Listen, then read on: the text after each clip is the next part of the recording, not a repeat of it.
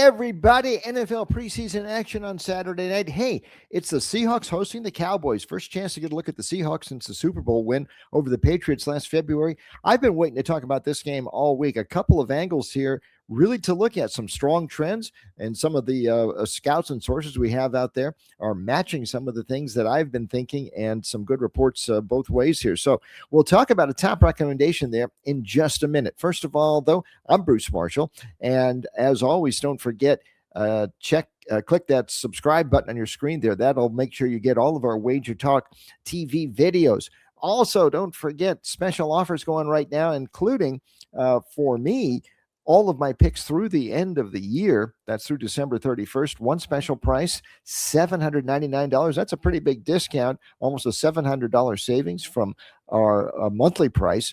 And we've had a good run here since mid-April, 4 months now, plus 171.18% return on all of my picks since April 14th. And last night, a nice 5% NFL winner with the Broncos over the Falcons down in Atlanta. So anyway, check that out online right now.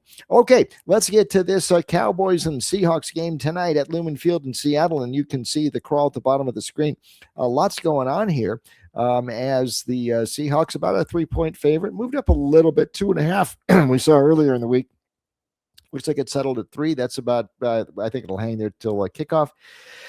Total about 37.5, shaded a little bit to the over there, and on the money line price you can see as well with the Seahawks there about a minus 148 plus 124 the other way with the Cowboys. But there's a couple of angles here I think we've got to talk about, and it's hard to overlook. Now, we look for some of these things in preseason because they repeat, and as I've said often, preseason offers some pretty good wagering value. I think it's different than the regular season. There are their own rules in preseason, but some of these trends hold up, and coaching situations that you want to watch. Some coaches take these games more seriously than others, things like that.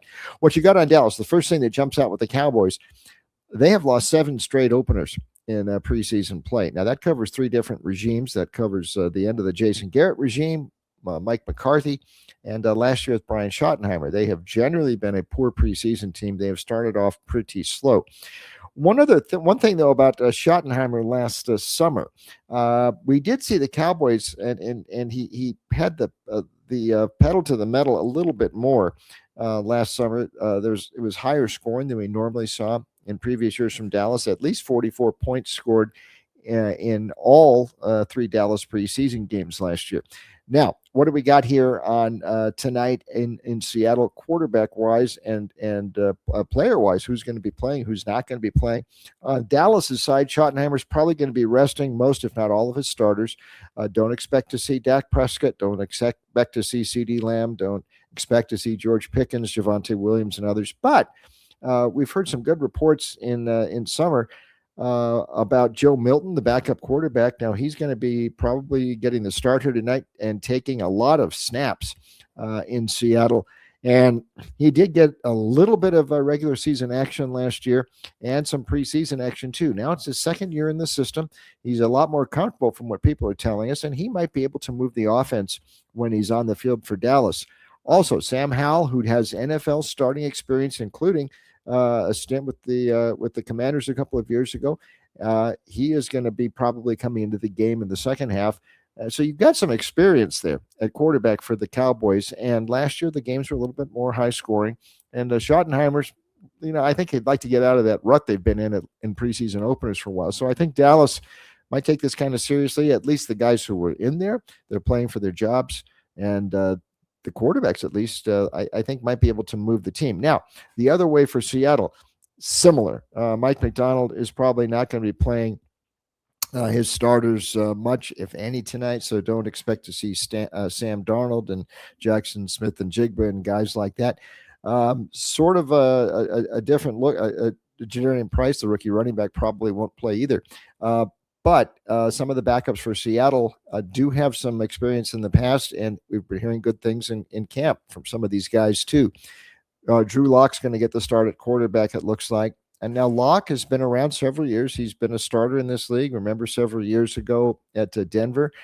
He's come on in relief several times. Seahawks, Giants a couple of years ago.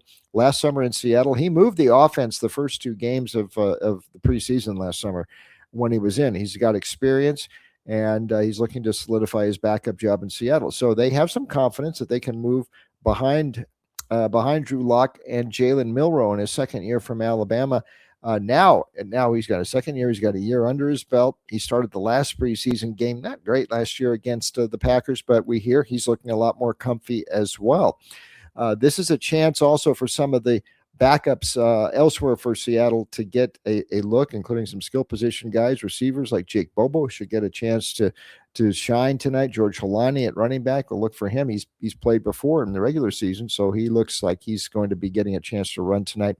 It's a chance for these guys to showcase themselves. What I like both ways here, and what some of the people we talk to like, you've got some what looks like some decent quarterbacking both ways, and this total is not all that high.